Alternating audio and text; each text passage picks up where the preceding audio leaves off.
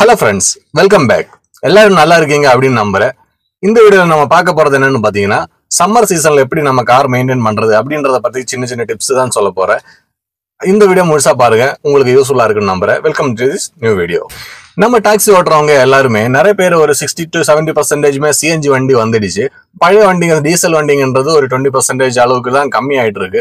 அதுக்கு மேல பெட்ரோல் வண்டின்றது பாத்தீங்கன்னா ஒரு 10% அந்த மாதிரி தான் இருக்கிறதுக்கு வாய்ப்பு இருக்கு.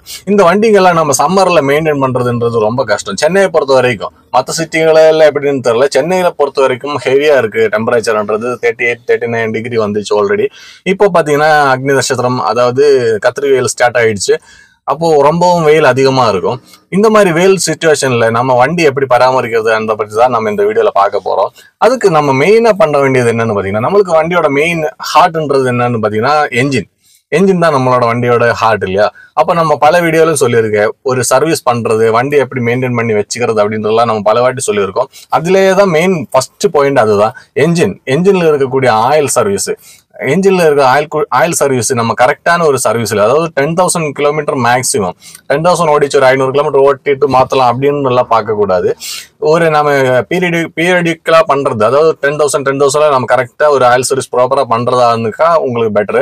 பழைய வண்டியா இருக்கு அப்படின்ற பட்சத்துல, உங்களோட வண்டி பழைய வண்டியா இருக்கு அப்படின்னாக்கா நீங்க ஒரு 9,000ல கூட பண்ணிக்கலாம். ஏன்னா இல்லைன்னாக்கா இந்த சம்மர் சீசன்ல நீங்க ஒரு 8,000 தான் ஓடி இருக்கு, 10,000 ஓடிட்டு நம்ம சர்வீஸ் பண்ணலாம் அப்படின்னு பாத்தீங்கன்னாக்கா அந்த நீங்க செக் பண்ணுங்க, ஆயிலோட லெவல் செக் பண்ணுங்க. பழைய வண்டினாக்கா ஆயில் கம்மியாகிறதுக்கு வாய்ப்பு இருக்கு.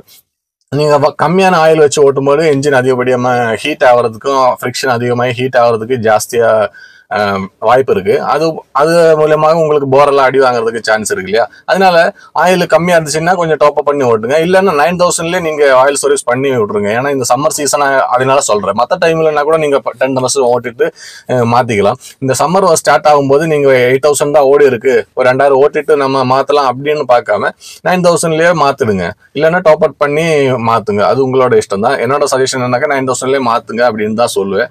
இது என்ஜின் ஆயில் தான் மெயினா ஒரு விஷயம். ஃபர்ஸ்ட். ரெண்டாவது திங் என்ன பாத்தீங்கன்னா, இது என்ஜினோட சேர்ந்ததுதான் கூலண்ட். நம்ம சிஎன்ஜி வண்டிக்கு எப்பவுமே நம்ம சொல்றது கூலண்டோட சர்வீஸ் எப்பவுமே சொல்லுவேன். 40,000ல மாத்திரவங்க இருக்காங்க, 20,000ல மாத்திரவங்க இருக்காங்க இல்லையா?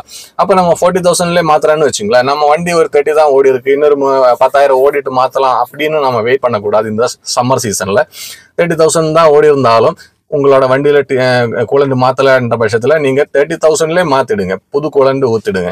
அதுல டாப் அப் பண்ணிக்கலாம், தண்ணி ஊத்தி டாப் அப் பண்ணிக்கலாம் அப்படின்னு எல்லாம் பார்க்காம கூலண்டே சேஞ்ச் பண்ணிடுங்க. 30,000ல ஒன்றும் நம்ம காசு பணம் பார்க்காம மாத்திடுங்க.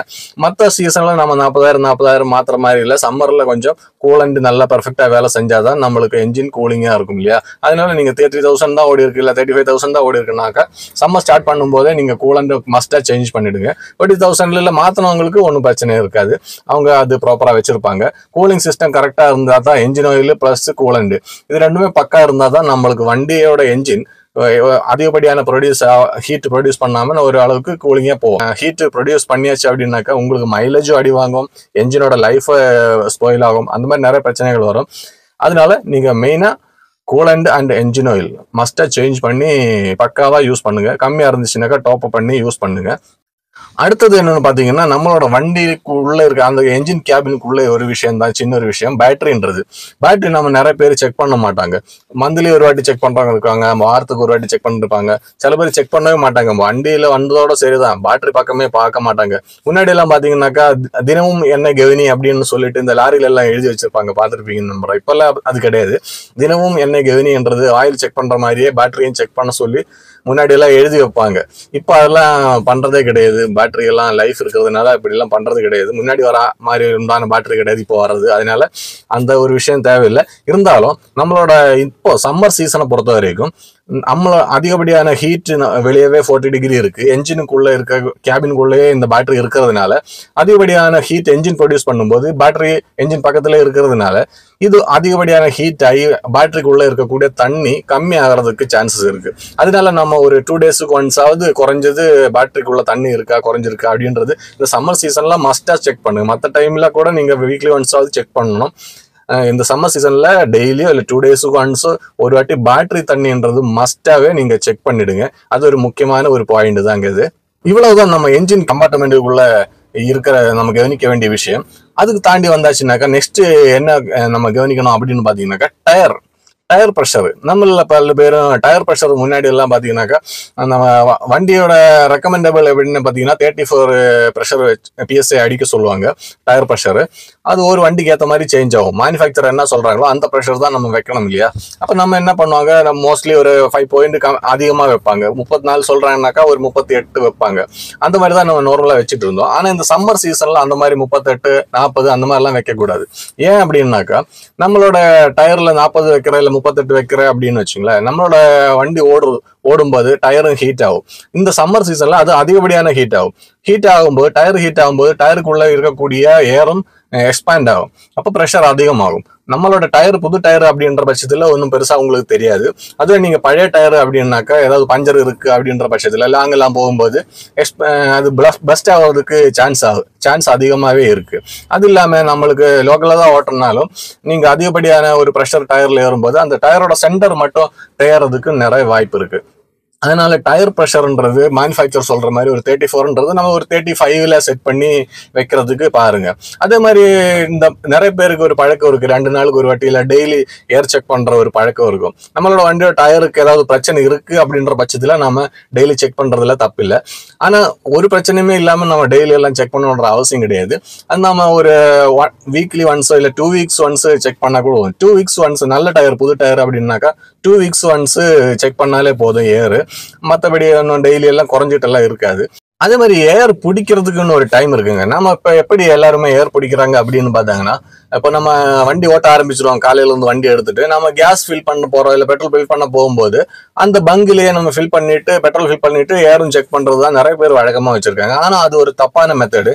அந்த மாதிரி பண்ணவே கூடாது. நம்ம ஏன் பண்ணக்கூடாது அப்படின்றது சொல்றேன். இப்ப நம்ம எப்பவுமே நம்ம செக் பண்ண வேண்டியது எப்படின்னு பாத்தீங்கன்னா, நம்ம வண்டி ரொம்ப நேரம் நின்னதுக்கு அப்புறமா டயர்ல இருக்கக்கூடிய ஏர் கூலிங் ஆன பிறகுதான் நம்ம செக் பண்ணணும். அதாவது நம்ம நைட்டு வண்டி விட்டுட்டு காலையில நம்ம வண்டி எடுத்து ஓட்ட போறதுக்கு முன்னாடி நம்ம செக் பண்ணிக்கலாம். இல்லைன்னா ஒரு கொஞ்ச நேரம் 1 மணி நேரம் வண்டி நின்னதுக்கு அப்புறமா நீங்க செக் பண்றதுல தப்பில்லை. அந்த மாதிரி எப்போ மோஸ்ட்லி மார்னிங்கே செக் பண்ணாக்கா உங்களுக்கு கோல்டு ஏர், அதாவது கூலிங்கான ஏர் உங்களோட டயருக்குள்ள ப்ரெஷர் கரெக்டான ஒரு ப்ரெஷர்ல நம்மளால ஃபில் பண்ண முடியும். அதுவே நீங்க மத்தியான டைம்ல ரன்னிங்ல போயிட்டு இருக்கும் போதெல்லாம் பண்ணீங்கன்னாக்கா உங்களோட டயருக்குள்ள இருக்கிற ஏரே அதிகப்படியான ப்ரெஷர்ல இருக்கும். ப்ரெஷர் இருக்கும்போது உங்களுக்கு அதிக ப்ரெஷர் காமிக்கும். நீங்க ஒரு 35 வைக்கிறீங்க அப்படின்னு வச்சுங்களேன், நார்மலான ஒரு டயர் ப்ரெஷர் 35 வைக்கிறீங்க அப்படின்னு வச்சுங்களேன், நீங்க டயர் ரன்னிங்ல ஓடும்போது அதிகப்படியான ஹீட்னால ஏர் எக்ஸ்பேண்ட் ஆகி கொஞ்சம் ப்ரெஷர் அதிகமாகும்போது ஒரு 37, 38 காமிக்கும். நீங்க போய் வெயில தான் போய் நீங்க செக் பண்ண போறீங்க அப்படின்னாக்கா 38 காமிக்கும். அப்ப என்ன பண்ணுவாங்க, அவங்க கிட்ட 35 தானே வைக்க சொல்றோம் நம்ம, அப்ப 35 வைப்பாங்க. வச்சுட்டு நம்ம வண்டி ஓட்டும் போது ஒன்றும் தெரியாது. சரின்னு சொல்லிட்டு வண்டி கொண்டு நிப்பாட்டுவாங்க. ஏர் கோல்ட் ஆகும்போது என்ன ஆகும், ஏரோட சூடு கம்மி ஆகும்போது திருப்பி அந்த 3 பாயிண்ட் கம்மியாகும். நம்ம 35 தான் வச்சிருக்கோம். 35ல இருந்து 3 பாயிண்ட் கம்மியாகி 33க்கு வந்துடும். அப்ப டயர் ப்ரெஷர் கம்மியாகி டயரோட சைட் தேயறதுக்கும் மைலேஜ் கம்மியாகிறதுக்கெல்லாம் வாய்ப்பு இருக்கு. அதனால ஏர் ஃபில் பண்றதுன்றது பாத்தீங்கன்னா காலையில நீங்க வண்டி ஓட்ட போறதுக்கு முன்னாடியே நீங்க பக்கத்துல இருக்கக்கூடிய பெட்ரோல் பங்க்லயோ இல்ல டயர் ஷாப்லயோ போயிட்டு நீங்க ஏர் ஃபில் பண்றதுதான் சரியான மெத்தடா இருக்கும். இந்த சம்மர் டைம்ல கம்மியான ஏர் ப்ரெஷர் வச்சுக்கோங்க, அதாவது 35 வச்சுக்கோங்க, கம்பெனி சொல்ற அளவுக்கு வச்சுக்கோங்க. உங்களுக்கு அதிகப்படியான பஞ்சர்ல இருக்கிற வண்டினாக்கா அதிகப்படியான ப்ரெஷர் வச்சாச்சு அப்படின்னாக்கா நீங்க லாங் எல்லாம் போகிற டைம்ல பஸ்ட் ஆகிறதுக்கு நிறைய வாய்ப்பு இருக்கு. அதனால 35 அந்த மாதிரி வச்சுட்டு கம்பெனி என்ன சொல்றாங்களோ அந்த லெவல்ல டயர் ப்ரெஷர் வச்சாச்சுனாக்கா உங்களுக்கு இந்த வெயில்ல உங்களோட டயரோட லைஃபும் உங்களோட சேஃப்டிக்கும் அது ஒரு நல்ல விஷயமா இருக்கும். நெக்ஸ்ட் விஷயம் என்னன்னு பாத்தீங்கன்னா, என்ன பார்க்கணும் அப்படின்னு பாத்தீங்கன்னா, நம்மளோட வண்டியோட எக்ஸ்டீரியர். அதாவது நம்ம வண்டி இப்ப 2-3 நாள் நிப்பாட்டுறோம் அப்படின்னாக்கா நீங்க வெயில்ல நிப்பாட்டக்கூடாது வண்டியை.